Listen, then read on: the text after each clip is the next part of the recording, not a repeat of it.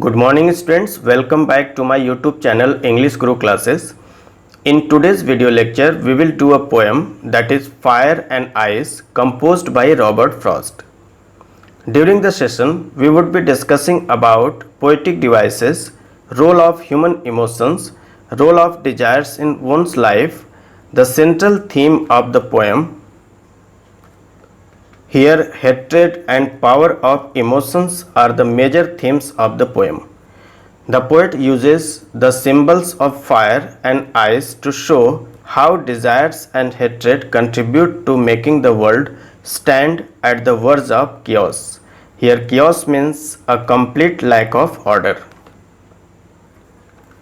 We will also discuss the central idea of the poem along with explanations and analysis with special reference to appreciation and vocabulary enhancement. In the end of the session, I will discuss textual questions and their answers and some additional questions which have been asked in the previous year's board exams. Okay, now let's begin. First of all, let's talk about the poet. Robert Frost, his full name was Robert Lee Frost, born on March 26, 1874 in San Francisco, California, US, and died on January 29, 1963 in Boston, Massachusetts, was the greatest American poet of the 20th century who was much admired for his depictions of the rural life of New England. Here, depictions means the action of depicting something, specially in a work of art. His father, William Prescott Frost Jr., was a journalist. His mother, Isabel Moody Frost, was an immigrant from Scotland. Here, immigrant means newcomer, or you can say a person who comes to live permanently in a foreign country. Robert Frost was honored frequently during his lifetime and is the only poet to receive 4 Pulitzer Prizes for poetry. Remember this point, Robert Frost was the only poet to receive 4 Pulitzer Prizes for poetry.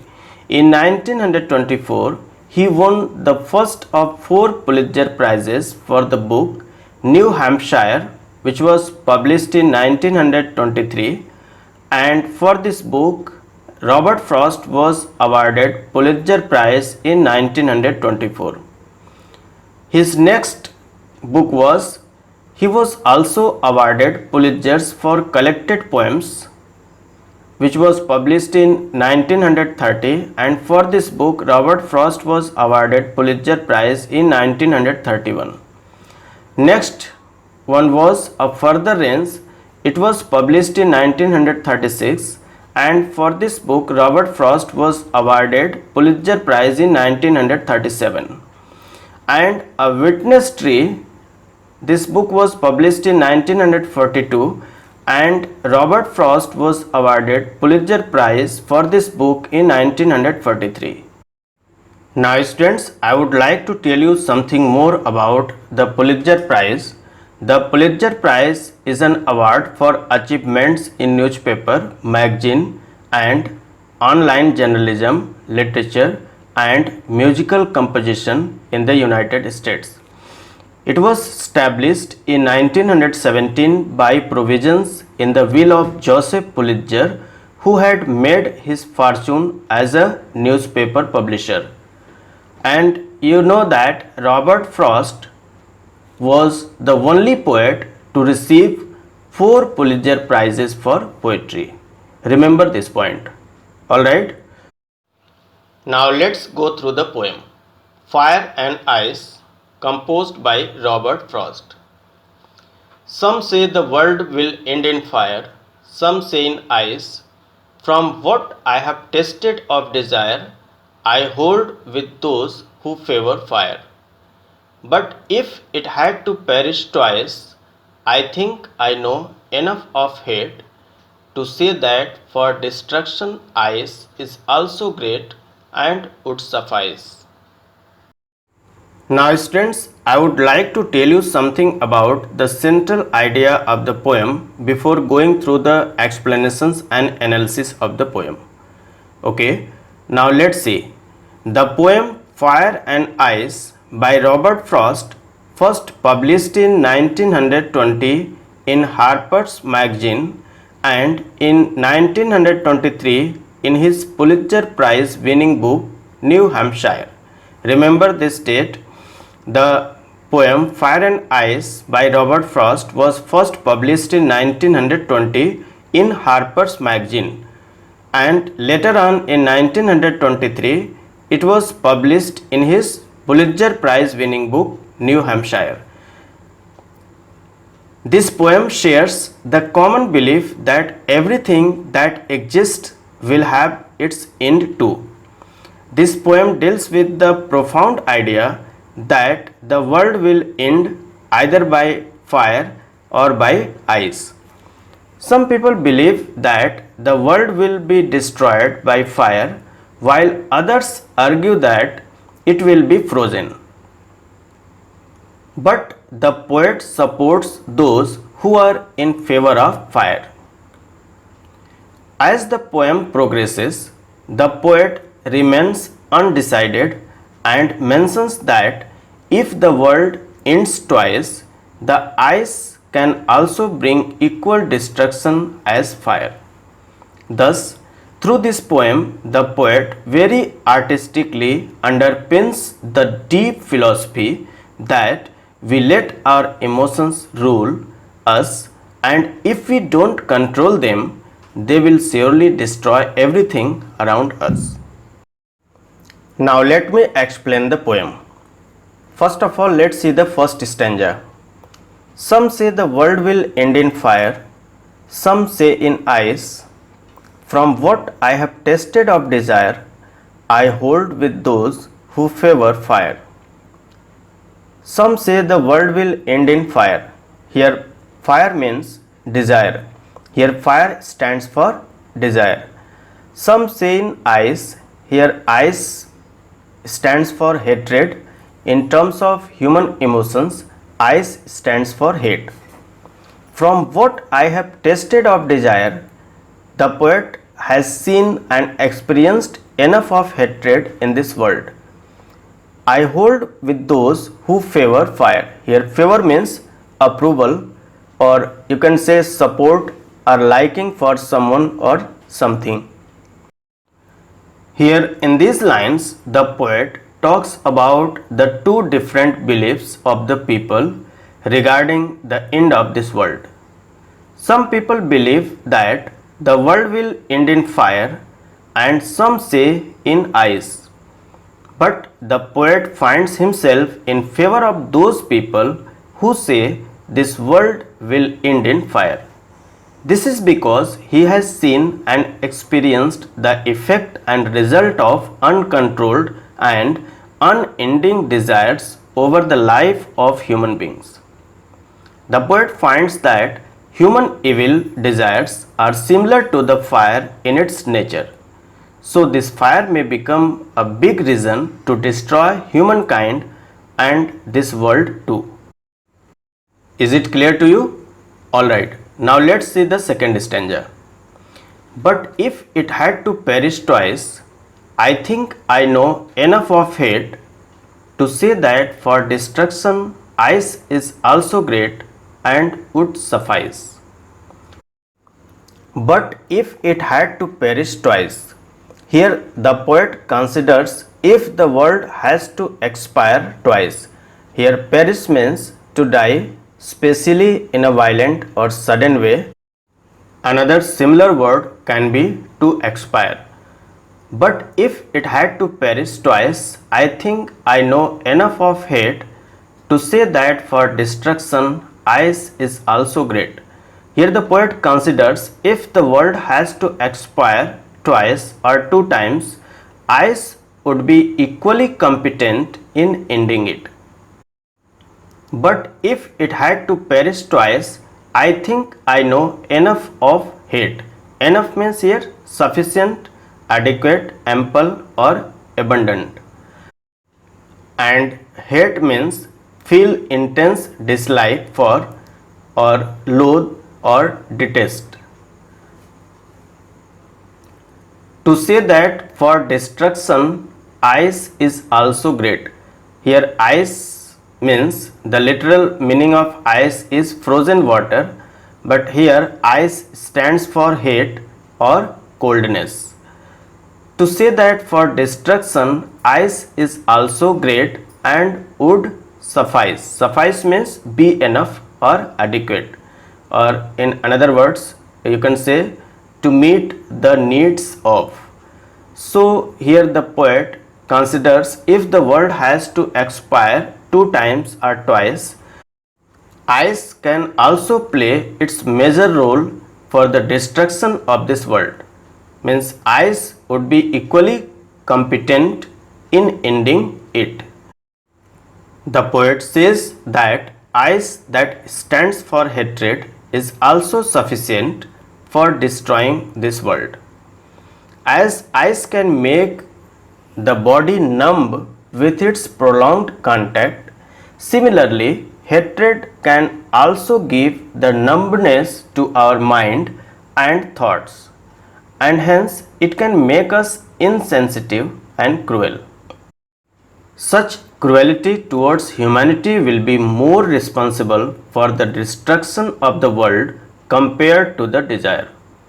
Thus, the message that the poet wants to convey through this poem is that nothing in this world is eternal or permanent. Everything will perish either in fire or ice. So, we should not forget this supreme reality and keep ourselves above all selfish matters. Alright students, I hope the poem would have been clear to you. Now let's discuss about the literary devices and rhyme scheme. The rhyme scheme of this poem is A B A B C B C B, which means first line rhymes with the third and fourth, second line rhymes with the fifth, seventh and ninth. Similarly, sixth line rhymes with the eighth. Okay, now let's try to find out the poetic devices used in the poem. You just see the line, I hold with those who favor fire. You can see here there is the repetition of vowel sound, and that vowel is O. Here the long O sound is being repeated.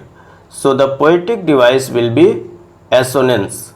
Repetition of vowel sounds in the same line is called assonance. Alright. See the next line. Some say the world will end. Here there is the repetition of consonant sound, and here W sound is being repeated. World will. You can see here world will. So the sound of W means W sound is being repeated. So again here it will be alliteration. Repetition of consonant sound in the same line is called alliteration. See the next line, I hold with those who favor fire. Again here you can find the repetition of consonant sound, and that sound is F sound, F sound, favor fire. Again it will be alliteration. There is again the repetition of consonant sound F. It will also be alliteration. Alright. See the next one, imagery. What is imagery? It is used to make readers perceive things involving their five senses. You know five senses? Taste, touch, sight, smell and hearing. These are the five senses.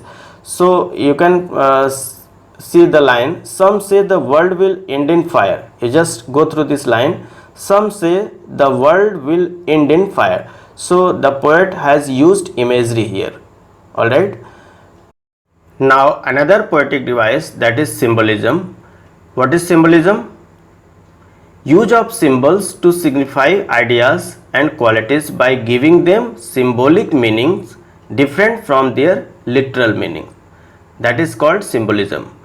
And you can find fire, which is a symbol of desire, and ice, which is symbol of hatred. So both fire and ice have been used as a symbol in the poem. So this poem is symbolic poem, and fire is the symbol of desire and ice is the symbol of hatred. All right. Now see the first two lines of the poem. Some say the world will end in fire, some say in ice.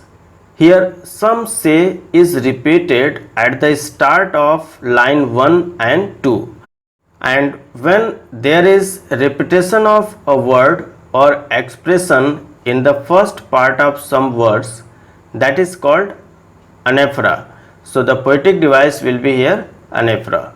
Some say the world will end in fire, some say in ice. Here some say is repeated at the start of line 1 and 2, and the poetic device will be anaphora. What is anaphora? Repetition of a word or expression in the first part of some words is called anaphora. All right. Now the next poetic device that is used in the poem is personification. What is personification? To give human qualities to inanimate objects, means non-living things are considered as living being.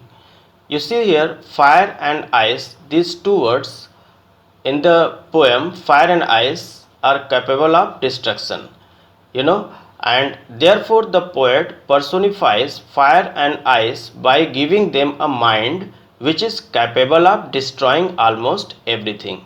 So fire and ice will be personification. The poetic device will be personification. Now the last poetic device is enjambment. What is enjambment?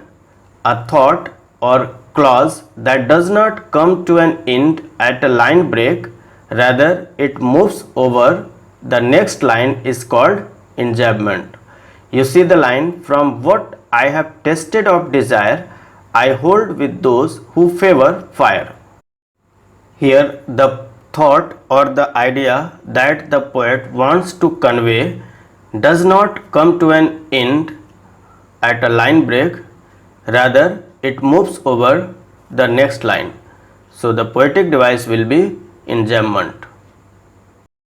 Alright students, now we will discuss question answers based on the poem.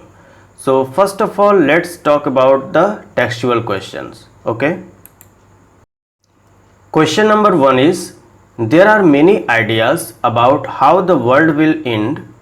Do you think the world will end someday?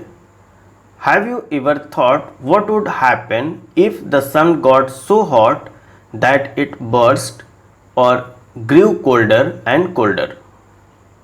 The answer of this question will be, yes, I believe that the world will end someday and there is nothing we can do about it.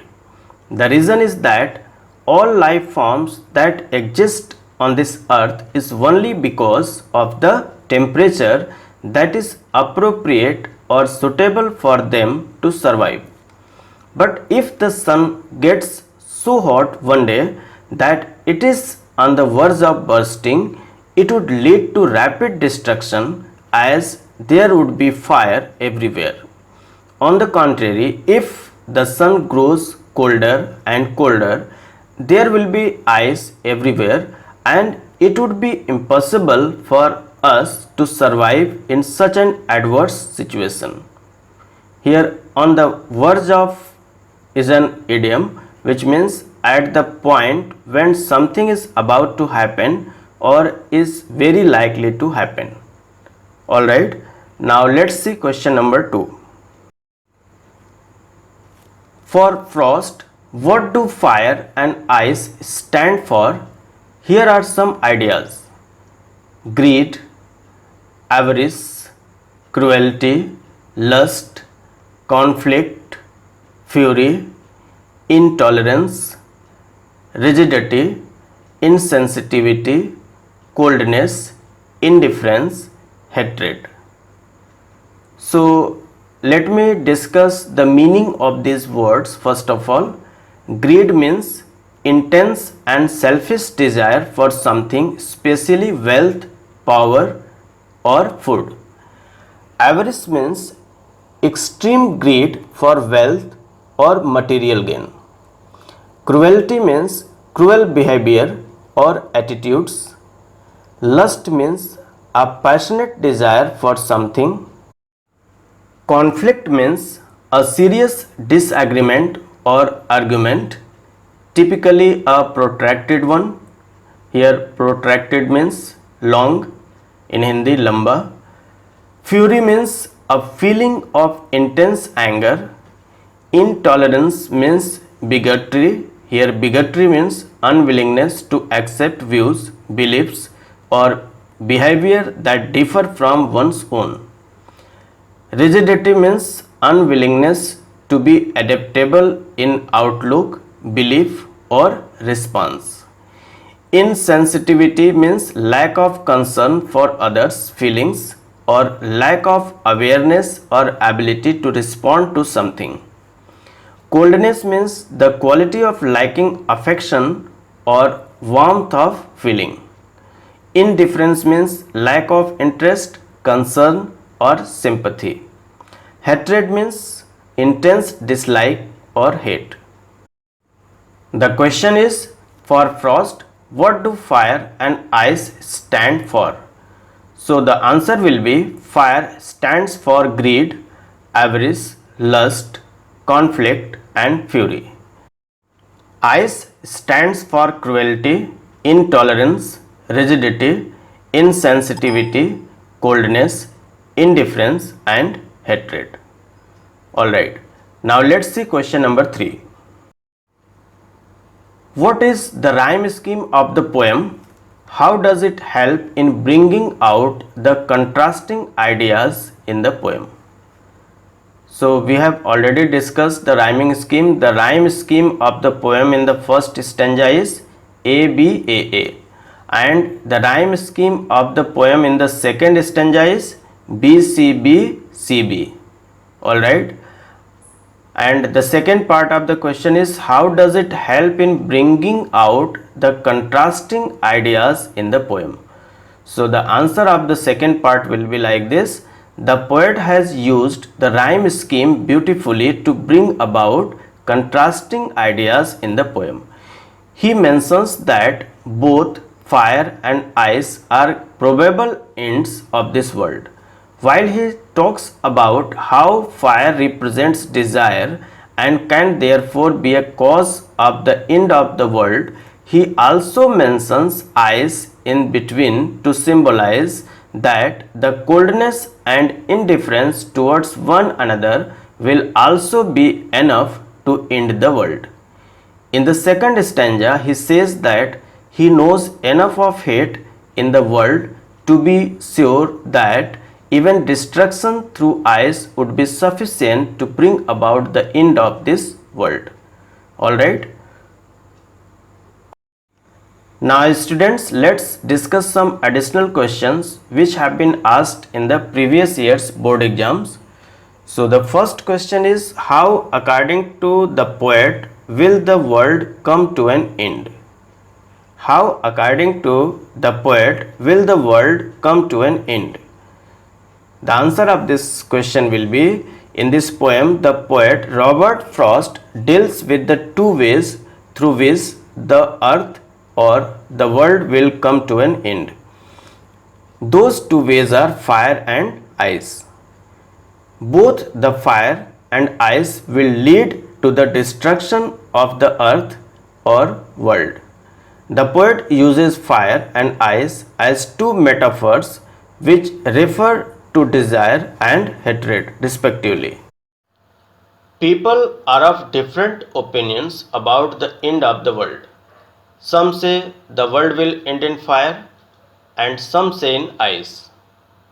On one hand, where the fire of passions and desire will lead to the end of this world, on the other hand, cold reasoning and hate will lead this world to destruction. The poet has experienced desire and is in favor of those who believe that fire of passions and desire will lead to the destruction of the world. Now let's see question number 2. Suggest two ways in which the world will come to an end. The answer of this question will be, the poet says that the world will come to an end due to fire. Here fire stands for desire or passion. He says that if the world has to be perished or destroyed, not once but twice, then ice, that stands for hatred, is also strong enough and sufficient to serve that purpose. The poet also says that he has seen and experienced enough of hatred in this world. Cold reasoning, devoid of human feelings, only produce hate. This cold reasoning is like ice, which is itself sufficient to cause destruction of this world. Now question number 3 is, why does the poet say ice or hatred will suffice to bring an end of this world? The answer of this question will be, according to the poet, hate born out of cold reasoning makes a man insensitive to feelings. Hatred can make our mind numb. Cold thoughts and reasoning make us insensitive and cruel. So the poet thinks that ice or hate can be a great and strong cause for the destruction of this world. Alright? Now let's discuss some multiple choice type questions. These type of questions are also asked in your board exams. Question number 1 is, the poem Fire and Ice comprises option A 8 lines, option B 9 lines, option C 10 lines, option D none of these. So here the right option will be B, 9 lines. The poem Fire and Ice comprises 9 lines.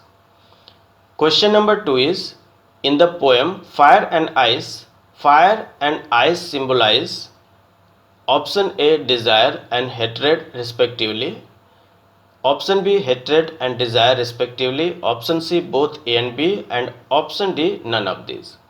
So your right option will be A, desire and hatred respectively. Fire stands for desire and ice stands for hatred. Okay, now let's see question number 3. According to the poet, the world will end in option A fire, option B ice, option C both A and B, and option D none of these. So as per the question, here the right option will be C, both A and B. According to the poet, the world will end in fire and ice both.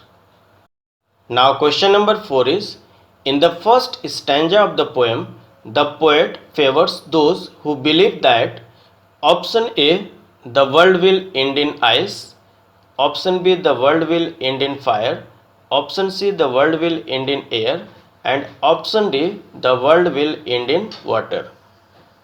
Here the right option will be B, the world will end in fire. In the first stanza of the poem, the poet favors those who believe that the world will end in fire. Here B option will be correct. Now let's see question number 5.